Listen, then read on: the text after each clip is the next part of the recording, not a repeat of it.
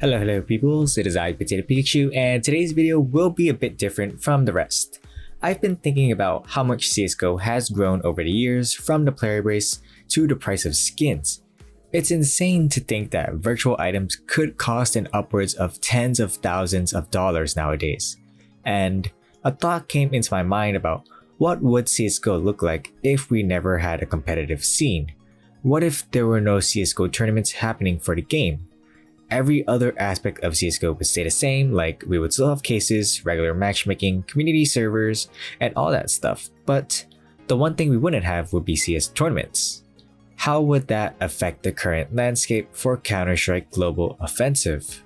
I'm going to take a look at several aspects that revolve around these tournaments, whether it be a major or not.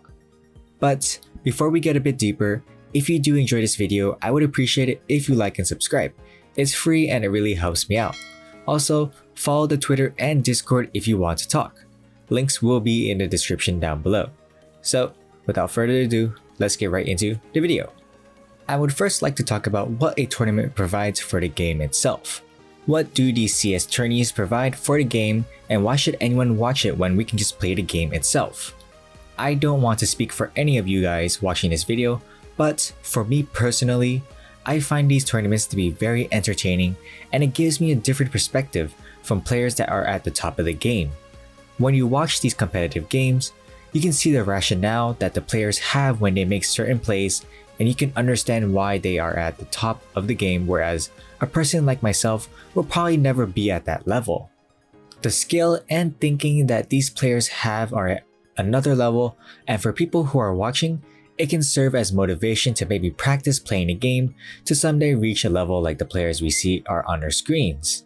Also, if you were to play matchmaking, then you would notice the difference in gameplay that happens whenever you enter a matchmaking game and when you watch an actual team play. The difference is huge. Based on my experiences in matchmaking, it's mainly just running and gunning on the T side with very little strategic smokes being used. It's mainly gunfights for the most part. The rounds are also more fast-paced, whereas in these pro games, the rounds are a bit more methodical and more thought out.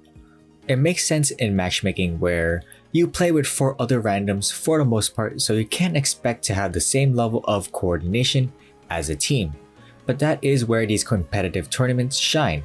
You can see the coordination these teams have.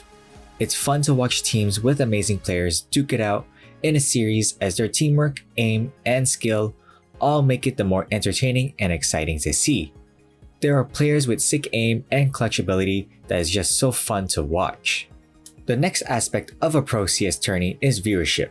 A lot of people like to watch these tournaments on Twitch, and it garners a lot of viewership, especially during a CS major. And not everyone who watches these tournaments are people who have previously played CSGO.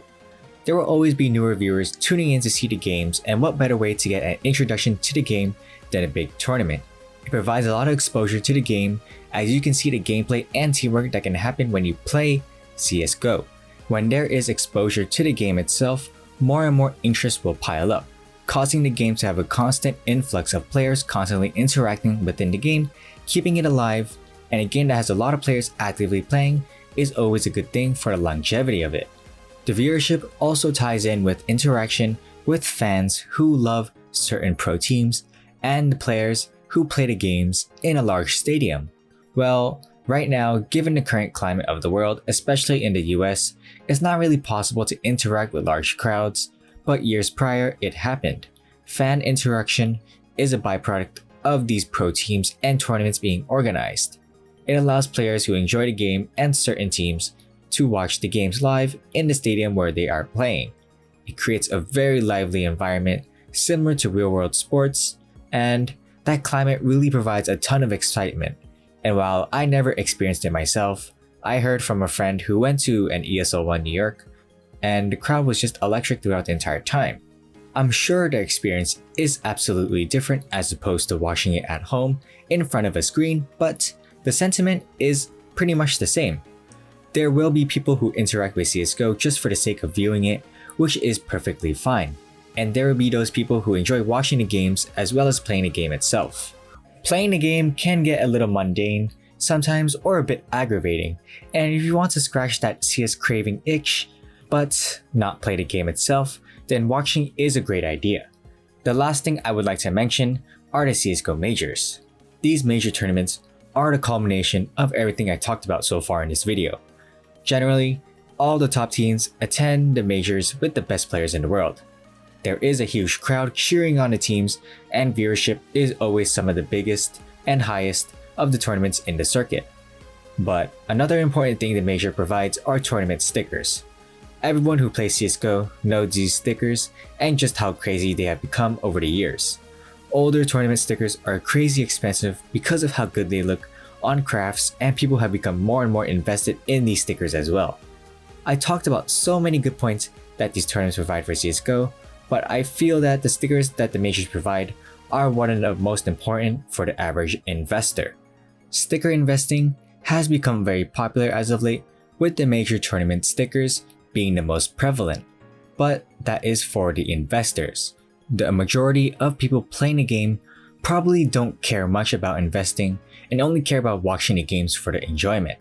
Stickers are only one part of the CSGO economy after all. So, what if there were no CSGO tournaments? How would that affect the landscape of CS? Well, I would think that the community as a whole would be much smaller than it is now. Tournaments in general is something that is loved by everyone, whether it be the World Cup or the CSGO Major. People love to watch them, and it's really fun. And it's a very simple game to get into once you're watching it. You can understand how the game works, as it's a very vanilla FPS game. So I'm pretty sure everyone who's tuning in, every new viewer who watches a tournament, can understand how the game works, as there's no other abilities and all that nonsense that other games have. The game probably would still be popular, given how CS works and how fun of an FPS it is. Skins would still be a large part of the game itself, but I would think that there wouldn't be avid collectors as there are now. People nowadays love sticker crafts, especially from tournaments, and more specifically Katowice 2014. There really is a large community surrounding these stickers and collections involving these stickers, and if they've never existed, then a part of the community will probably never exist either. It's weird to think about CSGO without any tournaments, as it's so ingrained with the game itself. I've been watching CSGO games since 2015, and it's been really fun to see the progression and evolution of the game and the players. Storylines are built and history is being made. A lot of people probably would have never been introduced to CSGO if not for watching the games live on Twitch. But thankfully, we do have tournaments. Granted, there probably isn't oversaturation of tournaments on Twitch, which correlates to the viewer rate, but that is for another video. So, I hope you enjoyed this video and my thoughts about the what ifs around CSGO. If you thought this was interesting, feel free to leave comments down below regarding your thoughts around this. Thanks so much for watching this video. This was a bit different from my other videos, and I wanted to try my hand at it. If you liked it, please like and subscribe. It really helps me out. My Twitter and Discord are in the description if you want to follow that as well. I'm a Potato and a Pikachu, PotatoPikachu, signing out. Peace.